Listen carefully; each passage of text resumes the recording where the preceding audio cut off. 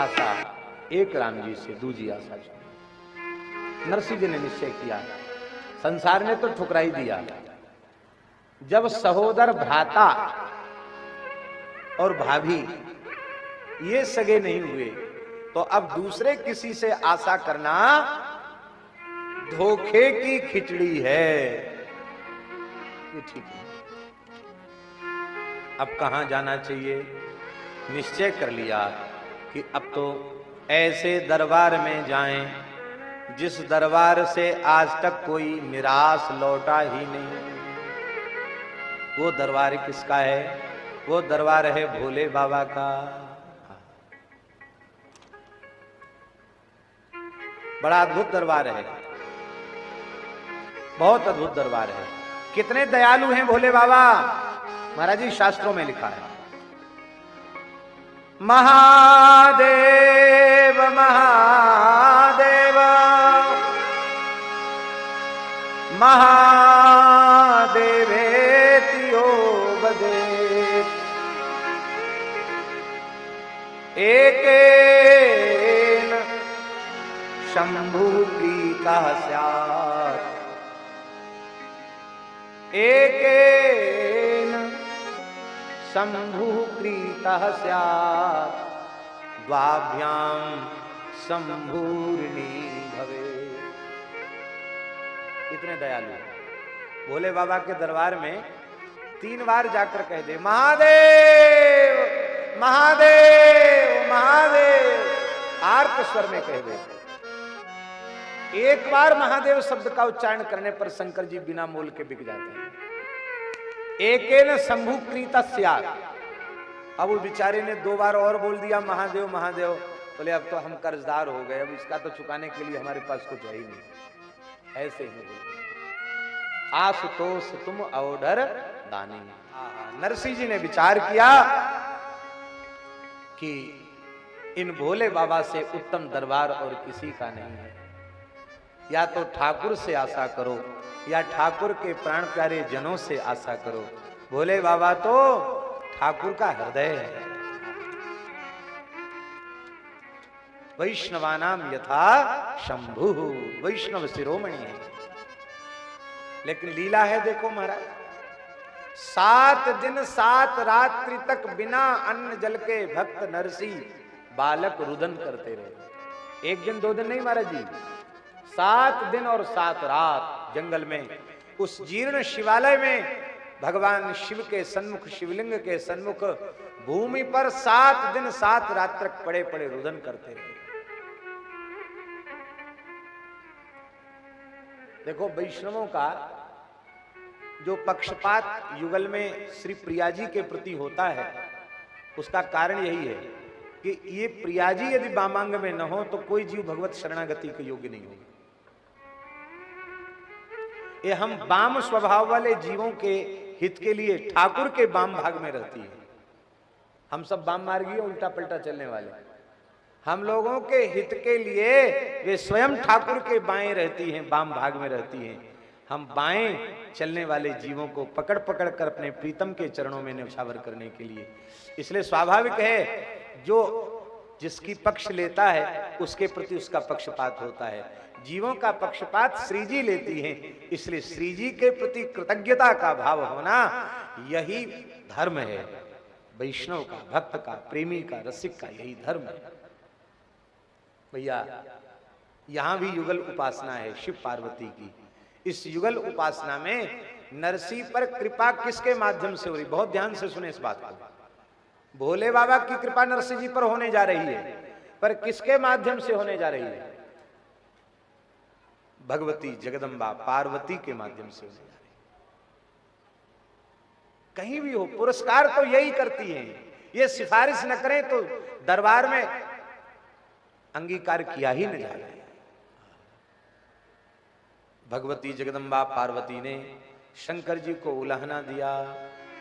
भगवती जगदम्बा पार्वती जी ने कहा, बीते दिन 7 शिव धाम ते न जात बार, परे काहू तुच्छ द्वार सोई सुधि लेत हैं। भगवती जगदम्बा पार्वती जी ने कहा, हे प्रभु, हे नाथ, आप अनुभव कर ही रहे हैं, आप देख ही रहे हैं, यह विप्र बालक अनशन पूर्वक आपके दरबार में पड़ा है। बीते दिन 7, इसको 7 दिन व्यतीत हो गए और शिव धाम तैन जात बार, ये शिवालय को छोड़कर नहीं गया, यहीं पड़ा है। हे नाथ, आप तो कृपा करुणा के सागर हैं, आप तो दया के सागर हैं। परे काहू तुच्छ द्वार सोई सुधि लेत हैं। आप तो देवासदेव महादेव हैं, आशुतोष अवधरदानी हैं। आपसे जल्दी शीघ्र प्रसन्न होने वाला और कोई दूसरा देवता ही नहीं है। और आप अति उदार हैं, उदार चक्र चूड़ामणि। किसी सामान्य तुच्छ व्यक्ति के द्वार पर भी कोई इस प्रकार से पड़ जाए तो वो भी द्रवित हो जाएगा, उस द्वार पर पड़े हुए की सुधि लेगा, उसको समाधान देगा। और आप कृपा सागर, करुणा सागर, दया सागर, और आपके दरबार में ये बालक 7 दिन 7 रात्रि से पड़ा है, एक पल के लिए कहीं बाहर जाता नहीं। तो हे नाथ, यदि कहीं इसके प्राण चले गए तो फिर आपकी दयालुता को बट्टा लग जाएगा, इसलिए इस बालक पर कृपा करो। देखो, शंकर जी कृपा तो करना चाहते हैं, लेकिन कृपा की आचार्या भगवती जगदम्बा पार्वती हैं। इनकी करुणा के बिना, इनके कृपा कटाक्ष के बिना कैसे कृपा करें? ठीक यही बात, कृपा की आचार्या श्री जी हैं, इनके कृपा कटाक्ष के बिना बिहारी जी कैसे कृपा करें? कृपा की आचार्या श्री विदेहराज नंदनी जानकी जी हैं, इनके कृपा कटाक्ष के बिना सरकार कैसे कृपा करें? इसीलिए विनय पत्रिका जी में गोस्वामी जी ने कहा, कबहू का अम्ब अवसर पाए, मेरी और सुध ध्याय भी कछु करुण कथा चलाए। हे अम्ब, कभी मौका पा करके इस दीनहीन तुलसी की चर्चा भी सरकार के निकट कर देना। शंकर जी कृपा तो करना चाहते हैं और मन में प्रसन्न भी हैं कि मैं तो तुम्हारी प्रतीक्षा कर रहा था, अब क्या करें, तुम्हारी कृपा इतनी देर से हुई, इसलिए मैं अब तक मौन था। यह शंकर जी का भाव था। पर कृपा करना चाहते हैं भगवान शिव, लेकिन ऊपर ऊपर से थोड़ा सा स्वांग बनाते हुए, नाटक बनाते हुए उन्होंने कहा, देवी, संसार सागर है, अपने अपने संचित क्रियमाण प्रारब्ध रूप कर्मों का फल भोगने के लिए जीव अनेक प्रकार के सुख दुख को भोगते हैं, शयन करते हैं। अपने राम राम करो, क्या किसी के सुख दुख का ठेका ले रखा है क्या? अरे महाराज, ज्यादा ब्रह्म ज्ञान मत उपदेश कीजिए। किसी तुच्छ के द्वार पर भी कोई अनशन करके पड़ जाए तो अभी सुधि लेता है। आप तो देवाधिदेव महादेव हैं, आप तो कृपा करुणा के सागर हैं, दया के सागर हैं, कृपा के भंडार हैं, आपको तो कृपा करनी पड़ेगी। जैसे ही पार्वती जी ने पुरस्कार किया और भगवान भूत भावन विश्वनाथ सहसा प्रकट हो गए। बोलो काशी विश्वनाथ भगवान की। श्री प्रियादासी वर्णन कर रहे हैं, इतनी विचार भूख प्यास दैटार, लियो प्रगट स्वरूप धार, भयो ही हे प्रत्यक्ष प्रकट हो गए। भगवान शंकर के दर्शन करते ही देह धर्म की निवृत्ति हो गई, भूख प्यास आदि निवृत्त हो गए।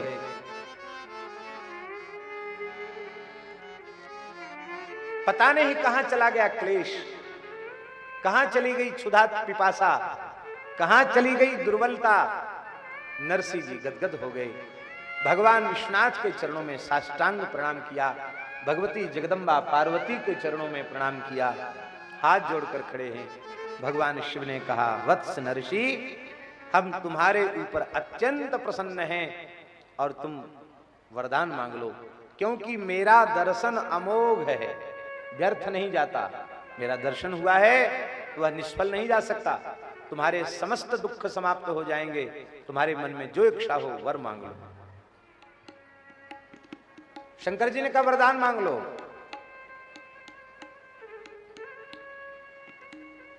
नरसिंह जी ने कहा बोले बर मांग, अजू मांग वो न जानत हो। आप कह रहे हैं मांग लीजिए, मांग लो। प्रभु मैं अपने हृदय की बात निवेदन करूं, बहुत छोटा बालक हूं, यथार्थ में मुझे मांगना आता ही नहीं है। शंकर जी ने कहा ये बात नहीं मानी जा सकती, मांगना नहीं आता। मांगना सबको आता है, छोटे छोटे बच्चे भी मांगते हैं, टॉफी दे दो, मिठाई दे दो, खिलौना दे दो, पैसा दे दो, तो मांगना सब जानते हैं। नरसिंह जी ने इतना सुंदर उत्तर दिया, भैया यह उत्तर साधकों के लिए अमृत संजीवनी के समान है। इसी को कहते हैं भक्त का सहज संस्कार। नरसिंह जी ने कहा भगवान, बालक विवेक और बुद्धि से शून्य होता है। हमने कोई ऐसी वस्तु आपसे मांग ली जिस वस्तु की प्राप्ति में हमारा हित नहीं हुआ, तो आप तो दे देंगे लेकिन मेरा मांगना व्यर्थ जाएगा। इसलिए भगवान, मांगना तो विवेकी पुरुष का सार्थक होता है। मुझ में विवेक नहीं है, मेरा किस में हित है, मुझे आपके दर्शन के फलस्वरूप क्या प्राप्त करना चाहिए आपसे, इतना विवेक मुझ में नहीं है। इसलिए हे भगवान, मैं विवेक शून्य, बुद्धि शून्य एक सामान्य बालक हूं और आप विवेक के स्वरूप हैं। भगवान शिव मूर्तिमान विवेक हैं, भगवान शिव मूर्तिमान वैराग्य हैं, भगवान शिव मूर्तिमान ज्ञान है। इसलिए हे भगवान, आप अपने विवेक से मुझे दीजिए। शंकर जी सावधान हो गए कि बहुत कुशल बालक है, अपने विवेक से क्या दूं? वाह, धन्य है भैया, मांगना हो तो ऐसे ही मांगना चाहिए। हाँ, बोले बर मांगी अजू मांग वो न जानत हो, तुम्हें जोई प्यारो सोई देवो चित चेत। हे नाथ, आपको जो प्राणों से अधिक प्रिय हो और जिसमें हमारा परम हित होने वाला हो, वह आप कृपा करके हमें प्रदान कर दीजिए। आपको जो प्यारा हो वही आप हमें कृपा करके दे दीजिए।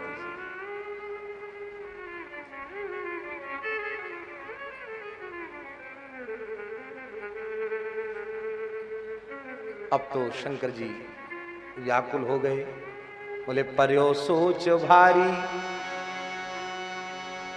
सोच क्यों पड़ा? बोले यह भक्ति इतनी दुर्लभा है कि मैं इस प्रेम को, इस भक्ति को अपनी अर्धांगिनी पार्वती से भी छिपाता हूं, उनसे भी संगोपन करता हूं, वही तो मेरी निधि है। पर्यो सोच बारी मेरी प्राण प्यारी नारी, तासों कहत डरत वेद कहे नेति नेति है। भक्ति के रहस्य को उनसे भी कहने में मुझे संकोच होता है, वेद भी नेति नेति कह करके और भक्ति की महिमा का गायन करते हैं। महाराज जी, भक्ति रसामृत सिंधु में रूप गोस्वामी जी ने कहा है, सातु साधन सहस्रई हरि भक्ति सुदुर्लभा। हजारों प्रकार के निष्काम भाव से किए गए साधनों के शुभ फल के स्वरूप यदि भक्ति प्राप्त हो जाए तो समझना कि बहुत कुछ नहीं करना पड़ा, बड़ी सरलता से भक्ति मिल गई है। क्योंकि हरि भक्ति ही दुर्लभा नहीं, हरि भक्ति सुदुर्लभा, अत्यंत दुर्लभा है। भक्ति कहते किसको है? श्री रूप गोस्वामी जी महाराज कह रहे हैं, भक्ति का स्वरूप है अन्याभिलाषिता शून्यम। अन्याभिलाषिता शून्यम, भगवत चरणारविंद में विशुद्ध निष्काम प्रीति के अतिरिक्त अन्य कोई अभिलाषा न हो, भगवान की निष्काम सेवा के अतिरिक्त और कोई अभिलाषा न हो, अन्याभिलाषिता शून्य। और कैसी हो? बोले ज्ञान कर्माद जनावृतम, न तो ज्ञान से ढकी हुई हो न कर्म से ढकी हुई हो। ज्ञान भी भक्ति का अंग हो और कर्म भी भक्ति का अंग हो। ऐसा ज्ञान नहीं जो भक्ति के स्वरूप को तिरस्कृत कर दे, भक्ति का अपलाप कर दे। इसलिए आद्य शंकराचार्य भगवान भी स्वीकार करते हैं, मोक्ष साधन सामग्र्याम भक्ति रेव गरीयसी। मोक्ष साधन सामग्री में भक्ति सबसे श्रेष्ठ है, उत्कृष्ट है।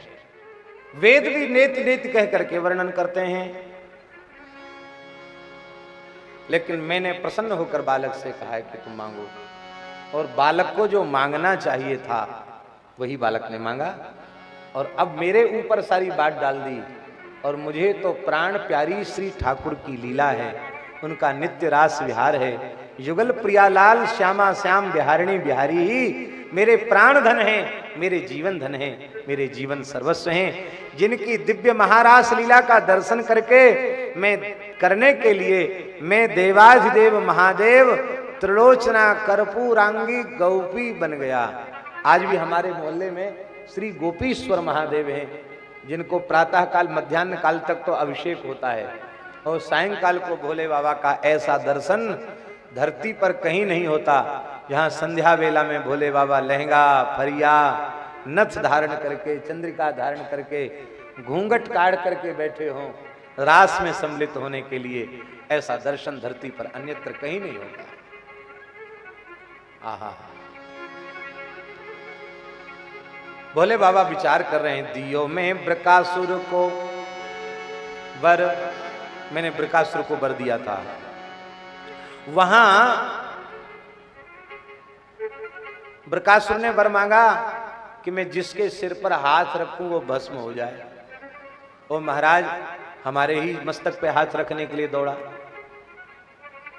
तो मुझे बहुत भाग दौड़ करनी पड़ी। अलग अलग पुराणों में अलग अलग प्रकार के प्रसंग हैं। ऐसा भी वर्णन मिलता है पुराण में कि भगवान शिव धतूर के पुष्प में, धतूर के फूल में भगवान शिव, वो गौर होता ही है, शंकर जी के श्रीअंग के रंग से उसका रंग मिला हुआ है, उसी में भगवान शिव विराजमान हो गए। और पार्वती ने भगवान नारायण का स्मरण किया, भगवान बटुक ब्रह्मचारी के वेश में आकर के, और भगवान ने करे बृकासुर। ये तो ऐसे ही बावड़े डोलते हैं, दक्ष ने साफ दिया है तब से इनकी बुद्धि व्यवस्थित नहीं रहती है। ऐसी उन्मत्त की तरह घूमते हैं और उन्मत्त की तरह प्रलाप करते हैं। इनके सब बात सच्ची थोड़ी होती है। अरे बोले ऐसे कैसे, तुम ठगना चाहते हो हमको? उन्होंने वर दिया है जिसके सिर पे हाथ रखोगे वो भस्म हो जाएगा। अरे बोले भस्म तो अग्नि के बिना संभव नहीं है, अग्नि में दाहकता है, अग्नि में भस्म करने की सामर्थ्य है। तुम अपना हथेली छू के देखो, इसमें कुछ अग्नि तत्व का अनुभव हो रहा है कि नहीं? उसने कहा भाई देखना तो चाहिए। आपने हथेली छुई, उसको तो ठंडी हथेली समझ में आई। तो उसने कहा महाराज ऐसा नहीं, सिर पर रखने से भस्म होगा ऐसा। बोले देखो ऐसा है, हमारी बात मानो, थोड़ा परीक्षण तो करो, अपना हाथ सिर के पास ले जाओ, थोड़ी आंच लगे तो हटा लेना, वो आंच नहीं लगे, अग्नि न लगे तो समझ लेना इनकी तो ऐसी झूठे वरदान होते हैं, सच्चे नहीं है। वो आ गया भगवान की मीठी मीठी बातों में। जैसे उसने सिर के निकट हाथ किया और कोई उसे ताप का अनुभव नहीं हुआ, तो वह एकदम उदास होता, अरे वरदान तो झूठा है। जैसे ही अरे वरदान तो झूठा है कह के अपने हाथ अपनी खोपड़ी पे रखा, उसी क्षण जल के भस्म हो गया। भगवान बोले भोले बाबा अब तो बाहर आ जाओ। धतूर के फूल से शंकर जी बाहर आ गए। बोले दुष्टों को थोड़ा समझ बूझ कर वरदान दिया करो। शंकर जी बोले आपका भजन छोड़ के समझने बूझने में समय खराब करने की फुर्सत नहीं है। आप जैसे हित चिंतक रक्षक हमारे हैं तो हमको ज्यादा दिमाग लगाने की आवश्यकता आप है ना। शंकर जी विचार करने लगे, मैंने बृकासुर को भी वर दिया था और वहां मुझे भागना पड़ा, लेकिन यहां ये जो वर है ये बृकासुर जैसा वर नहीं है। ये वर तो इस बालक का कल्याण करने वाला है और मेरे ऊपर भी श्री ठाकुर जी श्री जी की विशेष करुणा प्रदान कराने वाला। देखिए महाराज जी, किसी भी जीव को जो संस्कृति के प्रवाह में पड़ा हुआ है, उस जीव को भगवत प्राप्ति के पथ पर अग्रसर कराना, उसे भगवत प्राप्ति करानी, यह भी भगवान के लिए अत्यंत प्रसन्नता का कारक बनता है। भगवान प्रसन्न हो जाते हैं। जो जीवों को भगवान की ओर लगाता है उससे कुछ कम साधन बनना चाहिए अवश्य। कथनचित कोई न्यून साधन होता है, कम साधन बनता है, लेकिन ईमानदारी से सब जीवों को भगवान की ओर लगाना चाहता है। अपने मान बड़ाई पद प्रतिष्ठा धन आदि के लोभ लालच में नहीं है। केवल एक ही संकल्प है, यथा नृणाम भगवतिर यथा हरऊ भगवती नृणाम भक्तिर भविष्यति सर्वात्मन अखिलाधारे इति संकल्प वर्णय। ऐसा विचार है जिसका जीवों का जिस किसी प्रकार से भगवान के चरणों में प्रेम हो जाए, यही संकल्प लेकर मैं कहूंगा सुनूंगा, ऐसा दृढ़ भाव जिसका है वो भी बहुत बड़ा उपकारी है। तो इस बालक के माध्यम से मैं भी प्रभु की विशेष कृपा का भाजन बनूंगा। शंकर जी गदगद हो गए, बोले वैसे डर कोटि कोटि या पे बार डारिए। इस बालक पर करोड़ों करोड़ों डरों का भी को न्यौछावर किया जा सकता। देखने में बालक है, पर हे पार्वती जी ये बालक नहीं है। ये कौन है?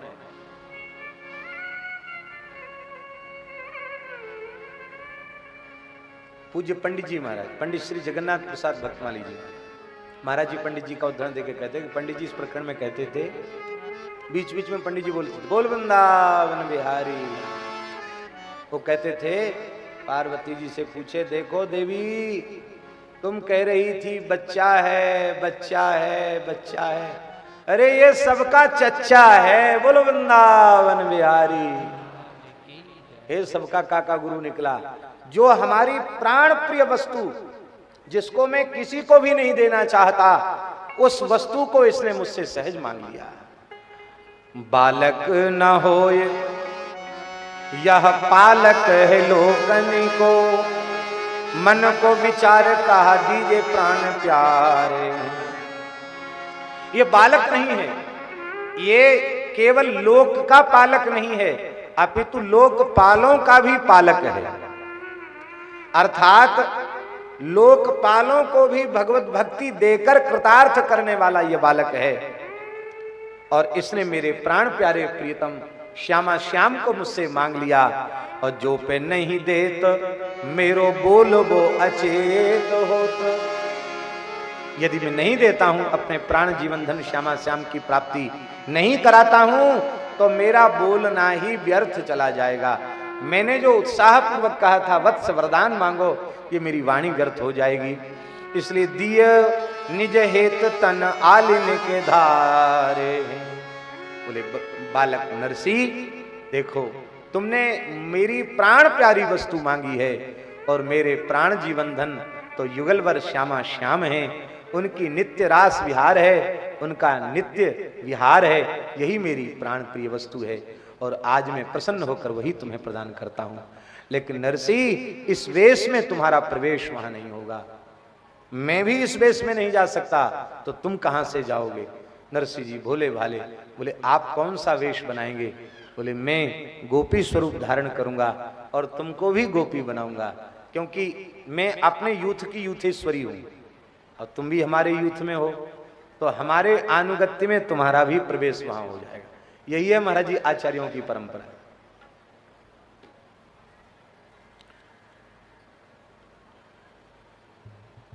आप किसी बहुत बड़े राजा महाराजा के यहां पहुंचे, अब आजकल तो और कोई दूसरे हैं नहीं, राजा बचे नहीं, लेकिन जो है उन्हीं को माना जाएगा। आप प्रधानमंत्री के यहाँ राष्ट्रपति के यहाँ पहुंचे,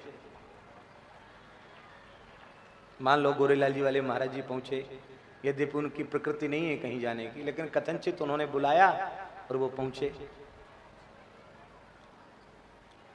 अब वो तो पहुंचे, अब जुगलदास जी चाहें कि हम भी वहां पहुंच जाएं, तो सीधे पहुंचना तो उनके लिए कठिन है, लेकिन महाराज का आसन लेकर चल रहे हैं, तो स्वाभाविक है महाराज जाएंगे तो जुगलदास जी भी पीछे से चले जाएंगे।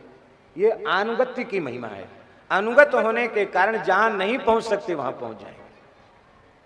यही है आचार्यानुगत्य की महिमा। लाख जन्म में भी हमारा ऐसा साधन नहीं है कि हम नित्य साकेत बिहारिणी बिहारी जी के चरण प्राप्त कर सकें, श्री नित्य गोलोक बिहारिणी बिहारी जी के चरण प्राप्त कर सकें। लाख जन्म में भी हमारा साधन नहीं है, लेकिन हमारे सदगुरुदेव भगवान वहां गए हैं और हम उनके अनुगत हैं।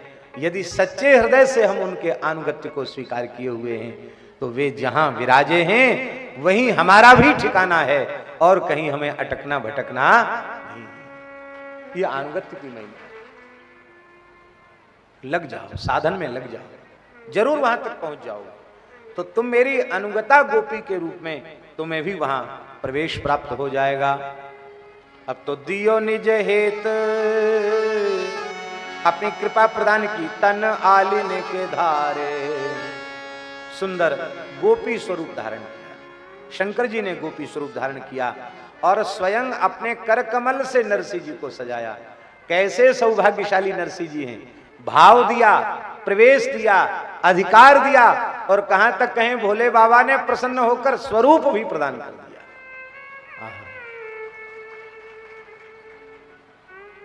और अब भोले बाबा को, नरसिंह जी को नित्य वृंदावन में लाने के लिए ट्रेन और प्लेन की जरूरत थोड़ी है, न किसी घोड़ा गाड़ी की आवश्यकता है। ले आए वृंदावन, एक क्षण में श्री वृंदावन में। कहां जूनागढ़ में खड़े थे, दूसरे क्षण में नरसिंह देखते हैं श्री यमुना जी का पुलिन है, दिव्य लता पताएं हैं। आहा, शरद चंद्र छिटक रहा है और ले आए वृंदावन, रास मंडल जटित मणि, मणि जटित रास मंडल है वृंदावन। प्रिया अनगन बीच लाल जू निहारे, अनंत कोट वीरांगनाएं हैं, ब्रज बधूटियां हैं और उनके मध्य श्री युगल प्रिया लाल आहा रास कर रहे हैं।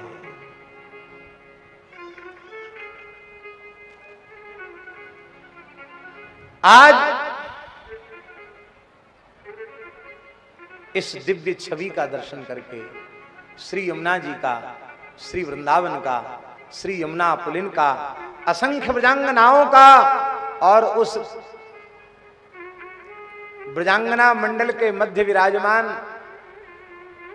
रास के शरद चंद्र श्याम सुंदर और उनकी अभिन्न चंद्रिका श्री राधा रानी युगल, इनका दर्शन करके नरसिंह जी कृतार्थ हो गए।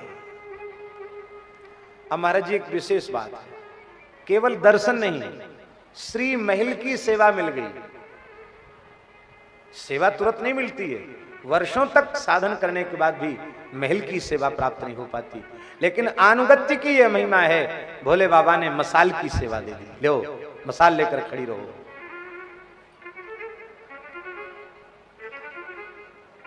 फुल्लेंदी वरकांति मिंदु वदनम बरहावतंस प्रियम, श्रीवत्सांकमुदार कौस्तुभधरम पीतांबरम सुंदरम। गोपीनां नयनोत्पलार्चिततनुं गो गोपी संघाव्रतं गोविंदं कलवेणुवादनपरं दिव्यांगभूषं भजे।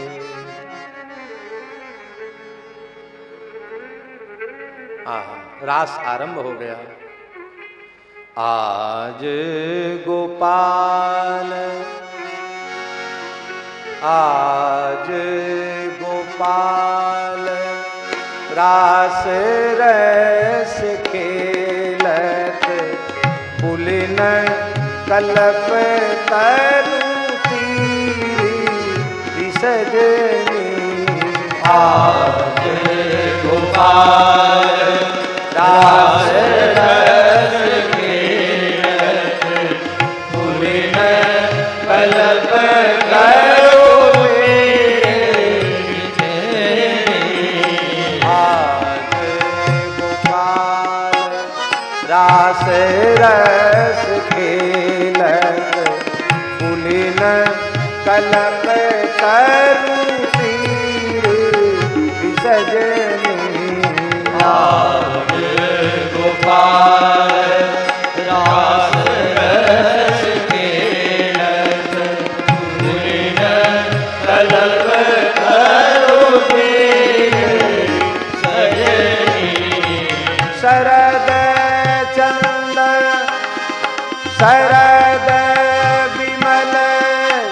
नभचंद विराजत रोचक त्रिविध समीर विसजनी सरल विमल नभचंद विराजत रोचक त्रिविध समीर आज गोपाल दास रस पुलिन कलप तरु सजनी आज गोपाल दास रस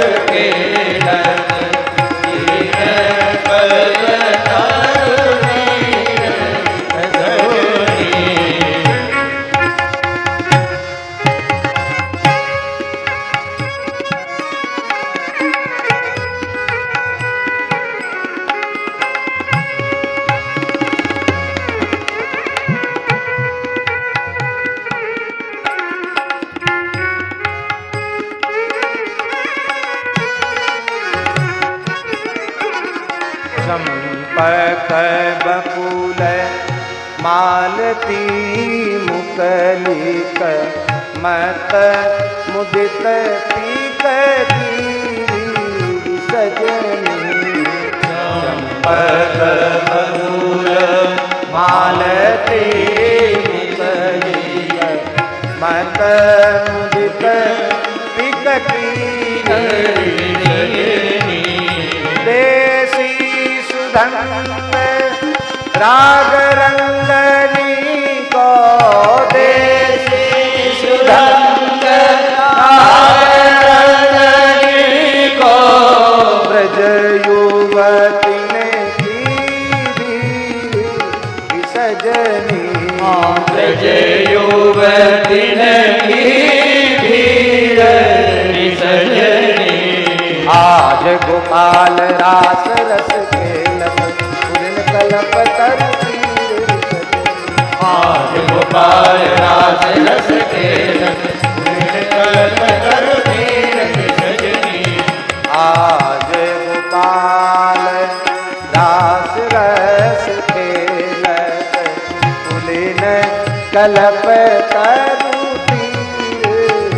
सजनी आज गोपाल रास रस खेलत पुलिन कलप तरु सजनी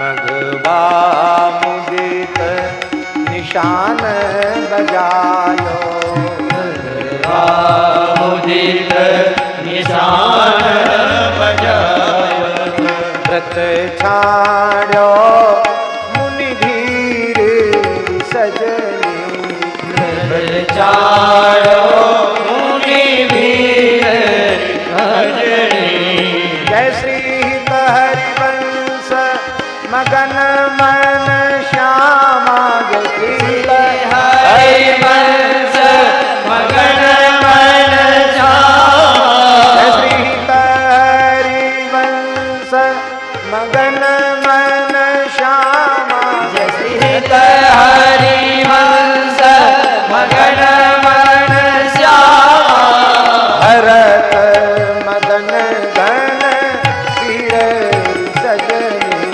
भरत मगन घन पीर सजनी आज गोपाल रास रस खेलत पुलिन कलप सजनी आज गोपाल रास रस खेलत पुलिन कलप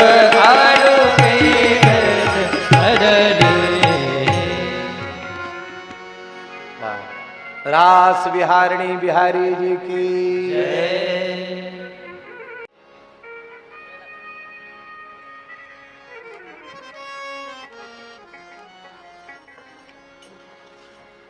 श्री नरसिंह जी को महाराज का दर्शन हो गया और महाराज जी इतना ही नहीं, दही ले मसाला हाथ न रख निहाल भई, लाल गीठ परी को नहीं यह आई है। लाल जी की दृष्टि पड़ गई, कोई नई आई है, आज नया प्रवेश हुआ है सहचरी का। कौन है ये? बोले शिव सहचरी, शिव सहचरी, रंग भरी अटकरी, बात मृदु मुस्कात नैन कोर में जताई है। भोले बाबा से पूछा तो तिरछी चितवन से मुस्कुराकर बता दिया, ये आज ही आपकी नई दासी बनी है, निकुंज की नई दासी आई है। तो चाहे या ही टारों वह चाहे प्राण बारों। आहा, बड़ी प्यारी बात है। ये नई सखी युगल प्रियालाल की छवि पर अपने प्राणों को न्यौछावर करना चाहती है। नरसिंह अली अपने प्राण न्यौछावर करना चाहती है, लेकिन ठाकुर की आज्ञा नहीं है। श्याम ढिंग आए कही नीके समुझाइए। श्याम सुंदर ने कहा, अभी तुम्हारे प्राणों को न्यौछावर के रूप में प्राप्त करने का अवसर नहीं आया है, अभी तुम्हें पुनः जूनागढ़ जाना है और असंख्य दैहिक दैविक भौतिक ताप से संतप्त, त्रिगुणात्मिका माया के धर्म से संतप्त जीवों को प्रेमानंद रस प्रदान करके कृतार्थ करना है। अनंत जीवों को मेरी चरण सन्निधि प्रदान करानी है, इसलिए जाओ, मेरी आज्ञा है। नीके समझाई है, नीके समझाई का मतलब नरसिंह जी जाना नहीं चाहते थे, पर ठाकुर जी ने समझाया, मेरी आज्ञा है और मेरी प्रसन्नता है, और जहां जहां कहीं आवश्यकता की प्रतीति होगी वहां मैं तुम्हारे द्वारा स्मरण करते ही आ जाऊंगा। भगवान ने अपने मयूर पिच्छ का पेच भी प्रदान किया है, गुंजा माला भी प्रदान की है, पीतांबर भी प्रदान किया है, और करताल अपने हाथ से प्रदान किया है, और भेंट में ठाकुर जी ने केदारा राग भी प्रदान किया है। ये केदार राग तुमको भेंट में देता हूं पुरस्कार में। अब इस केदार राग से जब भी आलाप होगे मैं तुम्हारे सामने आ जाऊंगा। कहते हैं कि श्री ठाकुर जी ने पीतांबर दिया, केदारा राग दिया, श्री जी ने अपने कंठ की माला दी, नरसिंह जी खुद स्वीकार कर रहे हैं, और श्री ललिता जी ने करताल दिया, और तुलसी और तिलक माला से विभूषित करके ललिता जी ने ही तिलक पधराया, और ललिता जी ने ही कंठी धराई, और ललिता जी ने ही कान में कुछ कह दिया। इसका मतलब मंत्र संस्कार भी ललिता जी से ही प्राप्त हो। क्या वाक्य है महाराज जी? स्वामी जी जिसके मस्तक पर अपना करकंज पधराते, मानो, हाँ, श्री स्वामी हरदास कर अंबुज परसत माथ, मानो रचकत चंद्रिका लाई सखी अंसार। स्वामी जी का करकंज जिस मस्तक पर पड़ गया, मानो वो सहचरी स्वरूप हो गया। आज तो स्वयं ललिता जी कृपा कर रही है। आहा, बोलो भक्तवत्सल भगवान की जय। बहुत देर तक तो श्री नरसिंह जी रुदन करते रहे, दृश्य अंतरित हो गया।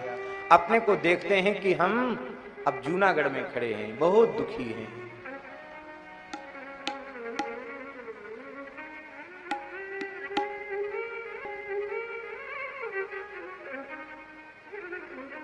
नरसिंह जी ने वहां आने के बाद प्रथम पद गाया जूनागढ़ पहुंचने के,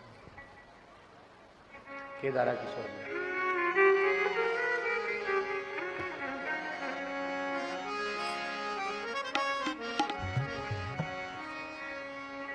देव ओ दानो दो छले बलिहू को चलो, देव ओ दानो छले बलिहू को चलो।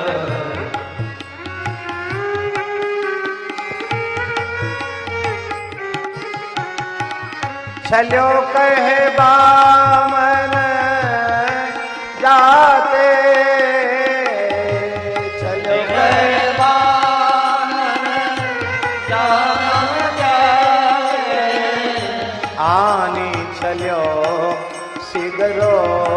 ब्रजरी पुरी आने चलो शीघ्रो चली नहीं और यादें, ऐसे चली नहीं और यादें, हों चली मधुरे मधुरे अब और चली मधुरे मधुरे, जानी परे ना किशोर की बाधातें, जानी परेना किशोर की धार, मोहि घरी कर जीवायो चहो तो, मोहि घरी कर जीवायो चहो, कहो कि नवा चित चोरी की बातें, कहो कि नवाचित चोर की बात, कहो कि नवा चित चोर की बातें, कहो कि नवाचित चोर की बात। नरसिंह जी रोते रोते बोल रहे हैं, देवता छले, दानव छले, बलि को छल दिया बामन बन करके, फिर ब्रज में ब्रजवासियों को ठग लिया, छल दिया, गोपियों को छल लिया, और जब सब कोई छला तो मैं कोई अलग से थोड़ी आई हैं। हूँ छली मधुरे मधुरे, मीठे मीठे मुझे भी छल दिया। इन किशोर की घात, ये कैसे घात लगाते हैं ये किसी की समझ में नहीं आता। पर अरी सखियो, यदि मेरे प्राण रखना चाहती हो इस घट में तो उस छलिया की बातें सुनाकर मुझे जिवा लो, क्योंकि तब कथामृतम तप्त जीवन जीवा। इसी वेश में नरसिंह जी अपने भाई साहब के यहां आए। देखिए संसार कैसा होता है, बहुत ध्यान देने योग्य बात है। नरसिंह जी जूनागढ़ से बहुत दूर कहीं नहीं गए थे। भाई दरोगा थे उस जमाने में, चाहते तो भाई की खोज करवा सकते थे। 7 दिन तक तो वहीं पड़े रहे, लेकिन संसार ऐसा होता है। पत्नी तो थी ही दुष्टा, भाई ने भी सोच लिया किसी काम का तो है नहीं, गया तो गया, जाने दो। रोज रोज की किचकिच होती थी, रोज रोज झगड़ा होता था, अशांति होती थी, गया जाने, कोई बात नहीं, बाबरा सा तो है ही, गया तो गया जाने। लेकिन धन्य है भक्त का स्वभाव कैसा होता है। नरसिंह जी फिर भी उस दिव्य वेश को धारण करके अपने भाई के निकट आ गए। लेकिन आज दुरित गौरी ने भीतर नहीं घुसने दिया। और गीता प्रेस का जो नरसिंह चरित्र है उसके अनुसार नरसिंह जी का विवाह हो चुका था, तब नरसिंह जी गए थे। और किसी मत से ऐसा भी है कि नरसिंह जी का बाद में विवाह हुआ। विवाह के संबंध में मतांतर है, बाकी एक ही बात है। पत्नी को भी साथ में कर दिया। और अब आज मन में विचार किया कि अब हम क्या करें, कहां जाएं। नरसिंह जी का विवाह 9 वर्ष की आयु में हुआ था। कितने साल की उम्र में नरसिंह जी का विवाह हुआ था? 9 साल की आयु। तो अभी 12-13 साल के नरसिंह जी थे। नरसिंह जी अपनी पत्नी को लेकर के चल पड़े। पत्नी का नाम था मणिक गौरी, जिसकी आयु केवल 7 साल की थी। 7 साल की मणिक गौरी और 9 साल के नरसिंह जी। 16 साल की आयु में नरसिंह जी को एक पुत्री कुंवरबाई हुई और 2 वर्ष बाद एक पुत्र हुआ, उसका नाम हुआ श्यामल दास। एक पुत्र हुआ। कुंवरबाई का ब्याह ऊना ग्राम निवासी रंगधर मेहता के पुत्र बसंत राय के साथ करवा दिया।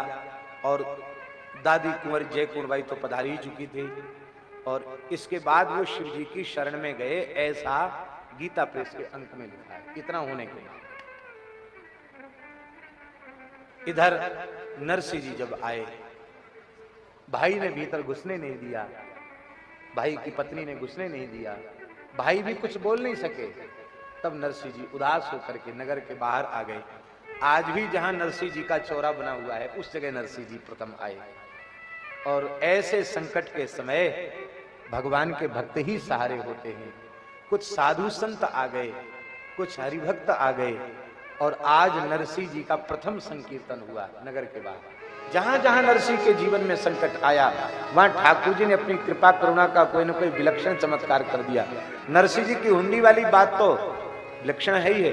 नरसिंह की बेटी नानी बाई का मायरा भात ठाकुर जी ने भरा, वो बात भी प्रसिद्ध है। और कितने चरित्र हैं नरसिंह जी के, अनगिनत चरित्र हैं नरसिंह जी के। नरसिंह जी के पुत्र का विवाह तय हो गया। बहुत श्रीमंत परिवार में पुरोहित आया। 700 घर थे नागरों के, पर सब लड़कों में कोई न कोई मीन मेख दिखाई पड़ा उनको। नरसिंह जी के पुत्र, हाँ, नरसिंह जी के पुत्र को देखकर मन भर आया। इतना पवित्र परिवार, घर में ठाकुर जी की सेवा, वैष्णवता। अरे गरीबी है तो कोई बात नहीं, लड़की वाला बहुत अमीर है, एक तरह से राजाओं के जैसा ही है। तो क्या है, बेटी एक ही बेटी है, खूब धन देगा और फिर यहां गरीबी नहीं रह जाएगी। इसलिए पुरोहित संस्कारवान परिवार मानकर बालक को तिलक कराया। अब इधर चुगलखोरों ने लड़की वाले से शिकायतें की, महाराज भिखमंगे के घर में आप अपनी बेटी भेजना चाहते हैं, उसकी कोई ब्राह्मणों में प्रतिष्ठा है। अरे ये बाबा बैरागी, इनका कोई ठिकाना नहीं, कहाँ पैदा हुए, कहाँ से मोड़ा बाबा जी आए, यही घर में भरे रहते हैं। 16 तो सूरदास हैं, बेटी रोटी बनाते बनाते अंधी हो जाएगी। हाँ, सिर भर खाने वाले लोग रहते हैं उसके घर में।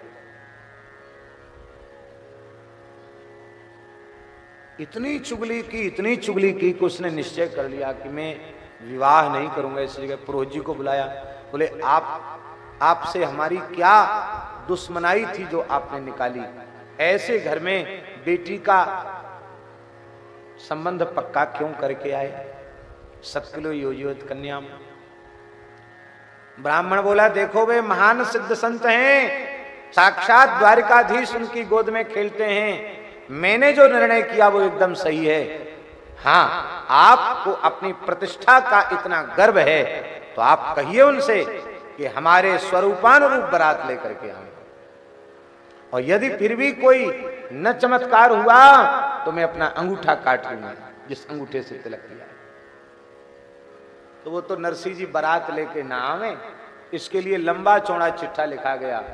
इतने हजार हाथी, इतने हजार घोड़े, इतने सिपाही, इतने सैनिक, झूठ मूठ का चिट्ठा लिखा गया। ऐसा होना चाहिए, ऐसा होना चाहिए, ऐसा होना चाहिए। और यदि इस प्रकार की बारात लेकर आप आ सकें तो आपका नगर में स्वागत है, अन्यथा आप बारात लेकर न पधारें। आपका होने वाला संबंधी अमुक हस्ताक्षर। पर नरसिंह जी के पास जब चिट्ठा आया तो ऊपर लिखा था श्री कृष्णाय नमः। बोले भाई ये तो ठाकुर जी की चिट्ठी है, जिसके उसी को खोलना चाहिए, उसी को पढ़ना चाहिए, हम क्यों पढ़े? नरसिंह जी ने पढ़ा ही नहीं, वो श्री कृष्णाय नमः देख करके ठाकुर जी के चरणों में रख दिया और बोले भाई बारात लेके चलना है। गांव से कोई तैयार नहीं हुआ बारात में चलने के लिए, और उस समय नरसिंह जी बैलगाड़ी पर 16 सूरदास लेकर के चल पड़े। क्या सामान था बारात के रूप में? चढ़ाव में लड़की को चढ़ाना पड़ता ना, वो सामान क्या था? गांठ की गांठ गोपी चंदन बंधे थे, तुलसी की सुमरनी, तुलसी की कंठी, तुलसी की मालाएं थी, और टूमा, कठारी, कमंडल, बस यही थे। और क्या था उनके पास? कुछ नहीं। ठाकुर जी से नहीं रह गया। ठाकुर जी बीच में बोले, महाराज बारात का बड़ा स्वागत होता, कोई पानी की नहीं पूछेगा, ऐसा नक्शा बना के आप जा रहे हो। अरे कम से कम स्वरूप अनुरूप बारात लेके चलो। नरसिंह जी बोले, महाराज आपकी चिट्ठी आप जानो, हम क्या जाने, हमारी तो जैसे हैं वैसे चल पड़े। बोले तो ठीक है। ठाकुर जी ने बारात बुलाई द्वारिका से। ये कलयुग की घटना है महाराज। ओ महाराज हजारों हाथी, घोड़े, ऊंट, बैल और सामान लदा हुआ है, चतुरंगनी सेना लगी हुई है, बाजे गाजे, कितने बैंड बज रहे थे, ठिकाना नहीं मारा। फूलों की वर्षा आकाश से हो रही है। प्रसिद्धि तो महाराज जी ऐसी है कि उनकी बारात 100 मील में खड़ी थी। कितनी लंबी खड़ी थी? 100 मील में बारात खड़ी थी, धूल ही धूल उड़ रही थी। क्यों ना हो, 56 करोड़ यदुवंशी बारात में थे। कितने थे? 56 करोड़ लोग बारात में थे। आवाज आई, बोले बारात का समय हो गया, देखो क्या होता है। यहां ज्यादा तैयारी नहीं थी क्योंकि आनी नहीं बारात। पुरोहित जी ने कहा देख लो। देखा तो मारा 10 दिशाओं में आदमी आदमी आदमी, सोने चांदी के हौदा और पालकी और घोड़ा और गाड़ी। बोले ये क्या है? पंडित जी ने कहा, पुरोहित जी ने कहा, बड़ी ठसक थी तुम्हारे भीतर कि मैं बहुत बड़ा अमीर हूं, धनवान हूं। नरसिंह जी की बारात के घोड़ों को घास की तो चले क्या, पानी पिलाने में तुम्हारी रईसी बिक जाएगी। घोड़ों को पानी नहीं पिला पाओगे। अब भी कुछ नहीं बिगड़ा, चरण पकड़ लो नरसिंह जी के। लड़की के बाप रोता हुआ नरसिंह जी के चरण में पड़ गया। बोले महाराज अब बेटी भी आपकी, इलाज आपके हाथ में। बोले तो कोई बात नहीं, ये हैं सांवलिया साह, इनसे प्रार्थना करो। ठाकुर जी ये कौन है? बोले ये, बोलो वृंदावन बिहार, ये दुल्हा का भाई है। हाँ ये दुल्हा का भाई है, व्यवस्थापक यही है। रोने लगा। तब उन्होंने कहा कोई बात नहीं, लड़की के पक्ष से दाऊ जी को कर दिया और लड़के के पक्ष से ठाकुर जी हो गए। बारात को आधा आधा बांट दिया, आधे घराती और आधे बराती। और अष्ट सिद्धि नवनिधि को आज्ञा दे दी, नरसिंह जी के लड़के की बारात है, कोई कमी नहीं।